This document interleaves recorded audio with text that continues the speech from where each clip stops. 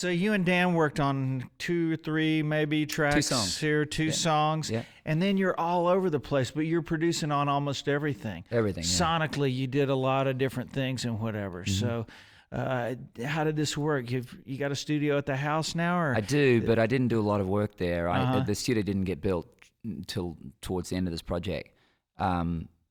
Really what I wanted to do was sort of start the next chapter, which is really what this record was. That's how I started the whole thing, was I felt like Get Closer was the closure of a particular chapter of record making, and I wanted to start a new way of doing it. And it wasn't at the full exclusion of people I'd worked with, but I wanted to start exclusively with people I'd never worked with before. I wrote with people I'd never written with before. I produced records with people I'd never worked with, in studios I'd never been in, with players I'd never played with. Everything had to be completely unfamiliar to me, and that was my mission. And then I wanted to see, by working with lots of different people, I'm going to find out what it is that I do, because whatever the common thread is between all of these different people, that's evidently what I do.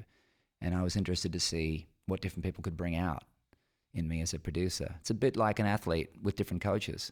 You know, you're the same athlete, but this coach somehow brings something out of your playing that no one else has been able to do. And I wanted to experience that. Are you exploring some new styles or melodically going into some new territories with your playing? I think what happens is, I think if you really, truly,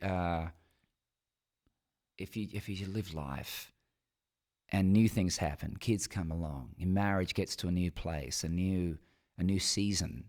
My friendships with people are in a new season, and I'm not who I was a year ago. That's going to come out on the canvas. It just is. And I think I'm more interested in that. I don't sit down and try and learn new licks. What I want to do is have new things to say. Most of what I want to do on the guitar, most of it I can do. What I'm looking for now is new expression, and I love the studio environment and new music, because that's where it comes out. And the way I love to play most on records is to respond to a track, to not have any preconceived ideas, but to plug a guitar in, and then here's the solo, play, react. This is what happened on the McGraw song. I just plugged in and played. And within a couple of passes, the structure of the whole solo came together. Mm-hmm.